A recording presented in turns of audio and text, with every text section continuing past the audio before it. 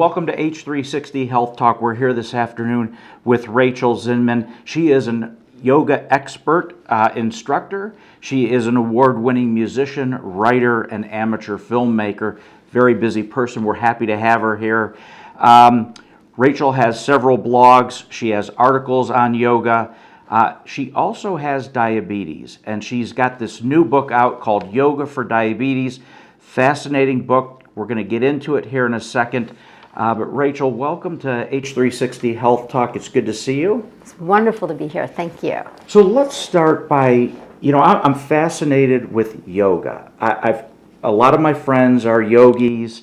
They're always saying, come with us, get into yoga. There's hot yoga, all kinds of yoga going on. And I have to tell you, for a man, especially a larger man, it's a little intimidating, to learn these poses and get them right. But take us to the basics here, and in particular, you, a person living with diabetes, how did you get involved in yoga? Well, I was actually, I haven't always had diabetes. So when I started out, my passion for yoga, it was really, I actually started in high school, and it was just an elective back in the day. And I didn't even really know what I was doing. So it was only like a couple of years later when a chiropractor said to me, you're really stressed out. You need to learn to slow down. You need to learn to meditate and breathe properly. It's really going to help the functionality of your spine. Why don't you try yoga? And so I tried it, but I really didn't like it. I thought it was really awkward. I thought it was really difficult. And it wasn't until my friends who were, I was a dancer, and my dancing friend said to me, just come with us to a yoga class. Yeah. That I was like, okay, I'm going to go. And it was sort of through the friendship and the community that I became quite interested. And it actually took me a couple of months to really feel what yoga was doing for me, but I did notice after those couple of months, I was calmer, I was more balanced, I was getting stronger and fitter in my body, and it helped my dancing so much. So that was kind of the initial pull to the yoga practice. It's good all the way around, and especially the core, right? I mean, I hear a lot of people talking about strengthening your core and stability and balance and breathing, and it sounds like it's all coming together for me. Yeah, I mean, basically, when you're starting out with a yoga practice, the first thing you're going to learn to do is to work with strength and flexibility. So the flexibility is what directly accesses your nervous system. So that's what's calming everything down, and that's why people that's why people are in love with yoga, because they're like, oh my God, it's so relaxing. I feel so good. And I was always really interested in why is it so relaxing? And it's because when we stretch all the tissues around the muscles and joints and bones, it immediately affects the nervous system and calms everything down. And then the strength aspect is really to do more with, your fitness level, sure. Helping with weight loss, and developing a sense of power in your body, which sometimes we forget that we have, but we're designed to move. Yeah. So a big part of your book, Yoga for Diabetes, is about diabetes and your experience with it. You have a very specific kind of diabetes. So can you tell us about LADA and how that differs from type 1 and type 2 diabetes? Yeah, so it's called LADA, diabetes, Latent Autoimmune Diabetes in adults. And a friend of mine recently said it should be called SODA because it's actually slow onset diabetes. So that means that I don't really know when the diabetes was triggered, but I didn't have very specific symptoms for many, many years. So I was just generally feeling unwell. I had some symptoms that were unusual, but I didn't really know that that was actually the beginning of the breakdown of my beta cells. In fact, I even thought I had hypoglycemia because when the beta cells start to break down, they release extra insulin into the system, and it actually causes your blood sugar to go down. So I was having symptoms of hypoglycemia. I was having feelings like a sweet taste in my mouth when I was eating dates. I would sometimes have like a collapse or a faint. And it wasn't until I kind of really couldn't move and had no energy that they did more blood tests. And then they discovered that my blood sugar readings were unusual, but not unusual enough to be considered diabetic. So they said I had pre-diabetes, or maybe I had the beginning of type 2. And then I was able to control my blood sugar still over a period of almost 6 years without insulin. So it sort of was masked. And then eventually they did genetic testing, something called a GAD antibody test, and they discovered that I had the antibodies. And then they could officially say, oh, it's type 1, but because it was such a slow onset, we call that LADA. And it has aspects of type 1 and type 2 in that the beta cells break down, but you also have insulin resistance. So your cells resist the insulin at times, which it's sort of like a double whammy, you know. Yeah. It's not as easy, I mean, it's not easy having any kind of diabetes, but you know, you never quite know how things are going, and sometimes you still produce some insulin. So I still produce some insulin, very little. So sometimes I can overdose with my injection and then my blood sugar goes low. So it's very tricky to balance this type of diabetes. Yeah. Was the diagnosis system that you went through frustrating for you? I mean, you were going through periods of not being able to move, and movement is so important to you and your lifestyle. It was frustrating in that I didn't really know what I had. And back in 2008, they didn't seem to know as much about latent autoimmune diabetes in adults as they do now. So I was frustrated because I was trying everything I could to reverse, stop, control the situation. Sure. Yeah. And I just felt like I wasn't getting answers. And so, you know, I just feel like awareness is so important, because if I had known about this particular type of diabetes, everything would have made sense to me, and then I would have been less frustrated. Yeah. So they say, you know, exercise and diet is the first kind of line of defense there, especially when you're diagnosed with pre-diabetes, right? So you're a yogi and you're going along and life is great, and then you're diagnosed. You're still a yogi, but did your yoga practice, how you practice yoga and the poses and what you do and how you view yoga, did it change after your diagnosis? Do you practice yoga in a different way now than you did prior to your diagnosis? I think the main thing that I learned, and this is really a gradual process for me and something I talk about in the book, is understanding the science of Ariyavada. Ariyavada is a very ancient Indian science of healing, and it means the science of life. And it looks at the elements in the body and the elements around us. And it says that we each have a unique combination of elements in our body. And so there's actually a right yoga practice for your type. Now, Ariyavada has also been treating diabetes for over 4,000 years. And they actually say that there are 20 types of diabetes, which are categorized by your constitution, the different excretion processes that you do, and they analyze everything in very detailed ways. So once I had the diagnosis, I went back to Ariyavada and I went, okay, now I know what type of diabetes I have according to Ariyavada and what sort of treatment practices, lifestyle, diet, everything I will need. And then I applied that and I immediately saw results. I see. Yeah. And so can you talk to us a little bit more about diet and lifestyle and other areas of your life that yoga has really provided some benefits for? Well, diet-wise, they say something called mitahari, which is a balanced diet. So I personally follow a ketogenic diet. It's low carb, but I also bring in the Ayurvedic spices, and I make sure that my constitution has a lot of air and space and fire in it. So it doesn't suit me to eat dry, light, hot, like spicy foods. So I eat very cooling foods, but they're warming and nourishing. So lots of soups and stews, and carbohydrates that are kind of, that are healing and nourishing for the system. And then I make sure, again, according to my constitution, that I really stick with routine, because when you have a lot of air and space in your system, you can tend to kind of be a little bit erratic like the wind, and you cannot really focus. And I think part of living with diabetes is if you have a really set routine, you know you can rely on that routine and the foods that you're eating, then your blood sugar is going to be a lot more stable. So that's really how I approach it with the discipline that I've received from my twice daily yoga practice. Yeah. So how does someone kind of get diagnosed with this like Ayurvedic constitution? How do you know that you have air and space and fire And water and earth. Yeah. You basically, there's a couple of ways. One is a questionnaire.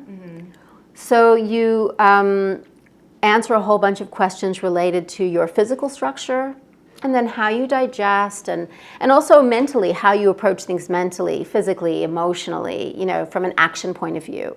So that's a very thorough way to do it. The other thing is you go and see an Ayurvedic doctor. They're called Vaidyas, and they take your pulse. And the deeper pulse is your constitution, what you're born with, and then the surface pulse is actually your current condition. So usually when you're looking at diabetes, it's like an overlay. It's like the current condition, because the blood sugars are always fluctuating, so your current condition is always changing. So you might not need the same practice on Monday that you need on Tuesday, because Monday your blood sugars were level, but Tuesday your blood sugars are too high. So you want to really accommodate for that. So it's really knowing your body, right? There are probably triggers or signs that you experience that you say, okay, this is familiar to me, I know what to do. Are there other forms of meditation or exercise that you've incorporated into your routine along with your yoga? Yeah, so the big thing is breathing, because breathing is so profound in oxygenating the system and bringing more energy into the system. And I feel that what happens often in a life with diabetes is you're depleted a lot, because you're dealing with fluctuations in your blood sugar. It's no guarantee with insulin or medication, depending on what type of diabetes you have, that you can keep it stable. So you're losing your immunity, your energy all the time. So when you breathe strongly or there's lots of different breathing practices that you can do to energize the system. So I actually have incorporated those into the book. And then, so I do quite a strong breathing practice every morning, especially when I'm having a day where I'm not feeling very good. I make it a point. And then also, I don't call it meditation, I call it concentration, because I feel like meditation is very scary to people, because they think I have to stop my thoughts. But concentration is something we do really well. Like if we have to perform a task, we concentrate on that task, and we don't think about anything else. And that's the same with these kind of meditation concentration practices, is you basically learn to focus in on your breath, or on an image, or on a sound, or on a shape. And using those techniques helps to focus the mind, and then it pulls the mind out of its need to identify with all the stressful thoughts that we're having. Yeah. So concentration, yes, every day. Yeah. So you do a lot of teaching, a lot of writing, you have tons of yoga workshops all over the world. How has this really helped to enhance your appreciation and understanding for yoga?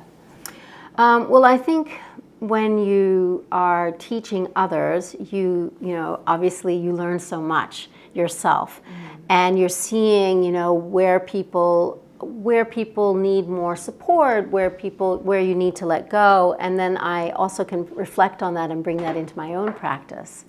I think writing about yoga, and especially writing about yoga for diabetes, has just opened up a world of self-expression, which I find very balancing and very healing, on an emotional, mental level as well. Yeah.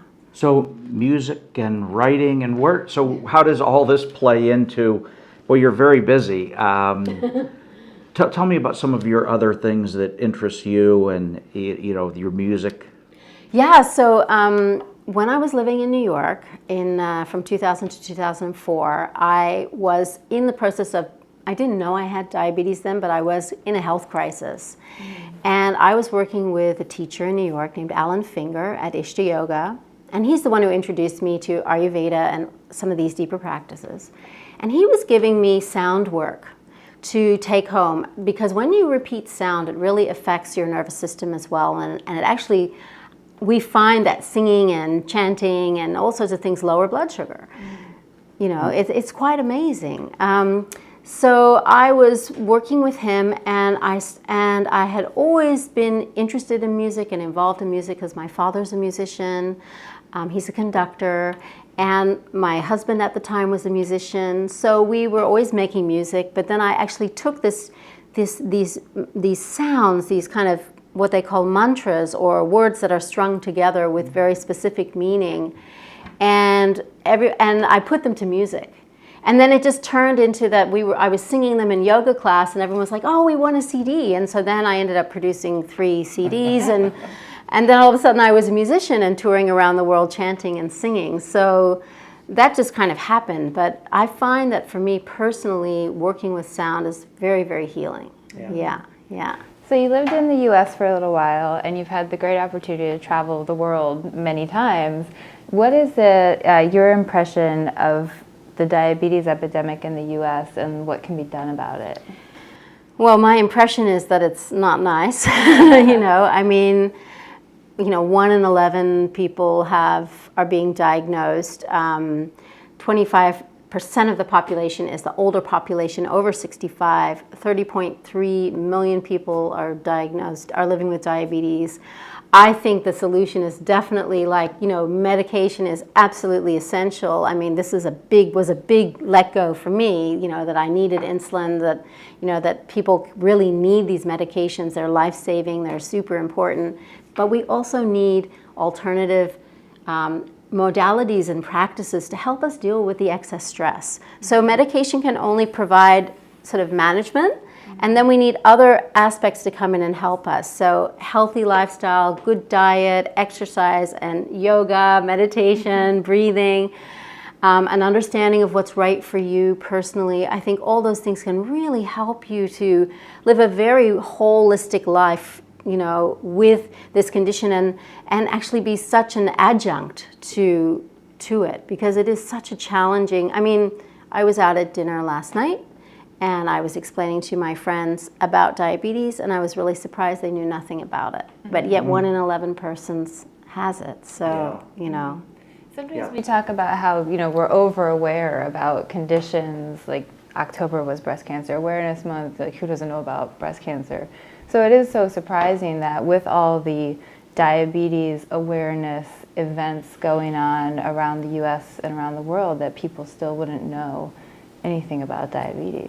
Yeah, I mean, oh yeah, my grandmother has that. Isn't that the bad kind? Or do you have the good kind? Or do you inject? But you're not overweight, Oh, so you can't eat any sugar? Yeah. All those things. It's just I find it surprising, and so my mission is to advocate for yoga, for diabetes, and to put the two together, because people don't even put those two together. People living with type 2 don't consider that they're fit and flexible enough to do yoga, but they actually can do yoga because there's a yoga that can suit them. If the teacher knows what they're doing. Sure. And people who are yogis, they know nothing about diabetes, but really yoga teachers should know more about it, because people will come into their class and they might have a low blood sugar, or they might have their pumps or CGMs and things going off. Sure.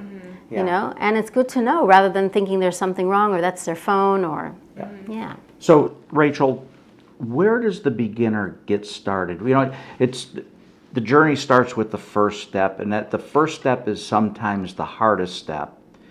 So if I'm a diabetic and I want to get into yoga, where is it I start?